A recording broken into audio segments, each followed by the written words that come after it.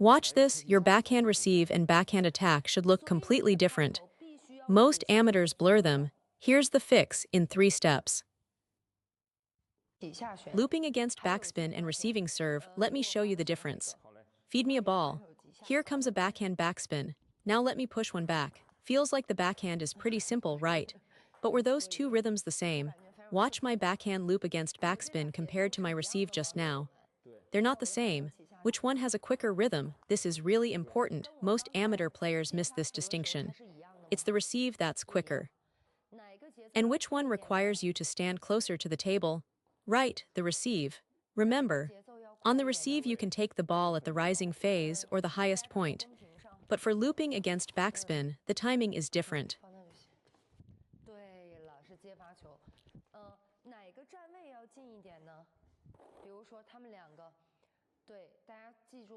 For a third ball attack, you take the ball at the highest point or early descent. Now which requires standing closer to the table, the receive or the third ball attack? The receive, exactly right. So now let's talk about the backhand loop. Most of you are stuck at a certain stage. Let me ask, what's your biggest problem?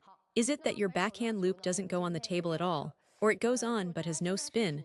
Or it has spin but no power? Or maybe all of the above? We're going to solve these one step at a time. First, get the ball on the table. Then make it consistent. Then add spin. Then add power. Step by step, because you have to walk before you can run.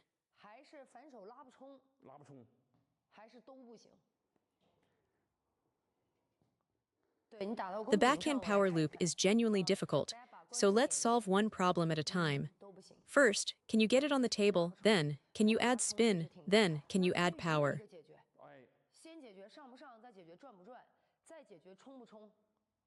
First point, watch the contact point when I loop. It's not the rising phase, right? Watch closely. If I want to loop consistently, look at where I'm contacting the ball.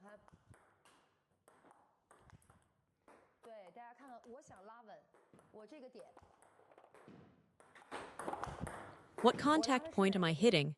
Think about it. It's the early descent, exactly right. It's not the highest point. The highest point is best for power loops. Early descent is the best timing for adding spin and getting the ball on the table consistently. For receiving serve, I prefer the rising phase. At that point, you can use the opponent's incoming energy, which makes it easier to control. So the first key, we want early descent. But early descent is different from mid or late descent.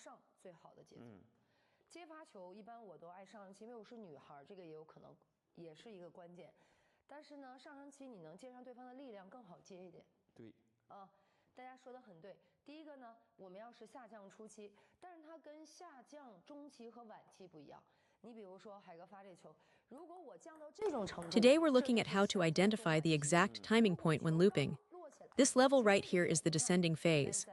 If the ball has just bounced up, this point might look like the highest point, but when I actually contact the ball, it's already started dropping just slightly. Let me show you. Watch, at the very peak, that's the highest point. Now just a fraction lower, it's already descending. The difference is subtle. Some people see it as the highest point, but it's actually the early descending phase. Your sensitivity to this must improve.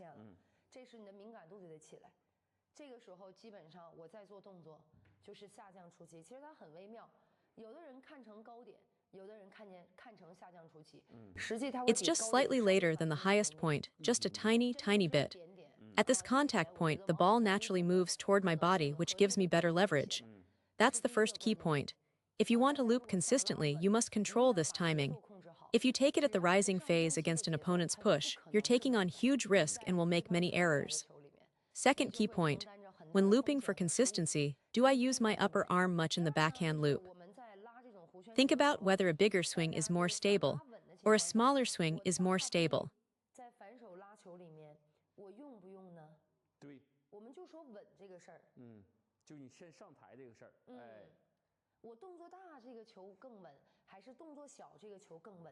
The answer is a smaller swing. For consistency, it's forearm dominant, upper arm secondary. Why do so many players alternate between hitting the net and going long? They can't adjust because their upper arm lifts too high. Watch, when the upper arm rises too much, the ball goes long. The arc gets flattened. If you watch top players' backhand loops, you'll see they keep the upper arm compact. 高了，这当然了，一下出界了，弧线没压下来，所以你看业余反手拉，它有很多这种，是吧？ Many players lift the upper arm high, then press down with the forearm to compensate. But this kind of ball has no spin. Your opponent won't be troubled by it at all. So if you want to get the ball on the table consistently, whether you play penhold or shake hand grip, focus on using the forearm. Watch, this is forearm dominant looping. As long as you don't lift the upper arm, your arc won't go long. At minimum, you avoid going off the end. We'll cover how to actually get it on the table and how to get good contact with the ball shortly. I've explained this concept before. Feed me a heavy backspin ball.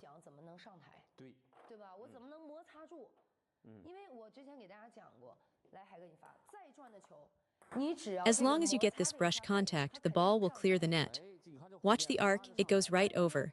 But it'll lack quality, speed, and power. That's why we need the arm. However, in a critical moment when you really want to loop a push, remember, keep the stroke compact. Use primarily the forearm for the backhand loop. Don't punch forward too hard with the upper arm, that causes net errors. Don't lift too much, that causes long errors.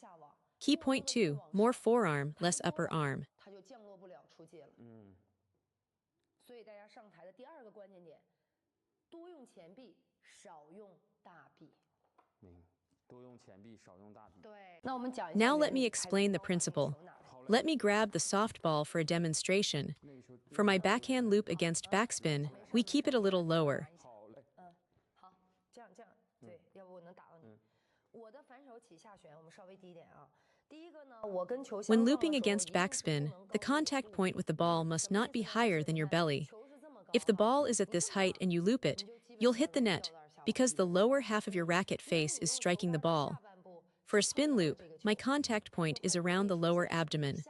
For a power loop, it's higher, around the navel or stomach area. 在拉夹转的时候，拉前冲的时候呢，可能在肚脐或胃的位置偏多一点，就是我的拍子跟它相撞这一刻。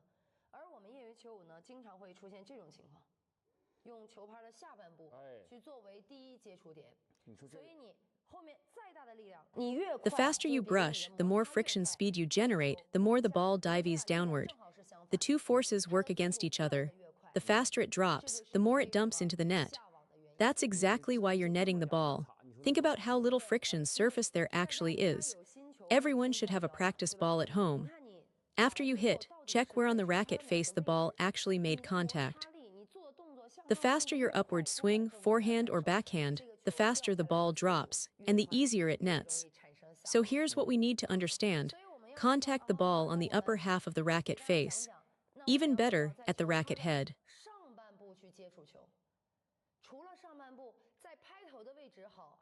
Is it better to contact at the racket head or the middle? Great question. When brushing, when you're generating spin, you want to contact at the racket head because that's where the linear speed is fastest. But what about when hitting flat? Then you want the center because even if the racket angle shifts slightly, the ball stays stable off the center. It won't scatter. Your consistency goes way up. So now we know, for looping, contact on the upper half of the racket face at the racket head position. 你的上台率就高了，是的，对吧？好，那么我们知道啊，在上半部在拍头的位置，所以既然我们在上半部与拍头的位置， When we contact at the racket head position, the racket head must drop down a little. Think about it. For your backhand loop, you're swinging upward, so the racket head should tilt downward. You can feel it like this. Now when you push, you're going downward, so the racket head should tilt up. The more it tilts up, the better the push. Watch, if you come in to push with the racket head dropped, you'll just shove the ball. It'll wobble. For looping, racket head drops a little, tilts up a little. For pushing, racket head tilts up a little, drops a little. They're opposites. It's just like the hook serve I taught before. If you can't generate no spin on your side spin backspin serve, it's because you're not standing the racket head up. Focus on this detail.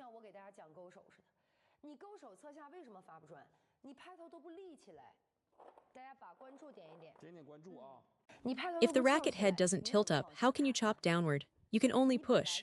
For side spin topspin serves, it's the opposite. If the racket head doesn't drop, how can you grind the ball? At best you can graze it, but you can't truly grind it. So for our backhand loop, let me show everyone the main reason most players can't get enough friction on the backhand. I'll demonstrate with a short ball. Don't send me too much spin. A swing like this, it'll hit the net. A swing like this might also net. But a swing like this, that's what solves backspin. You can see the arc it creates instantly. So your racket head must point toward your left foot. When looping against backspin, the racket head must point toward your left foot. 所以你的拍头必须要指向你的左脚。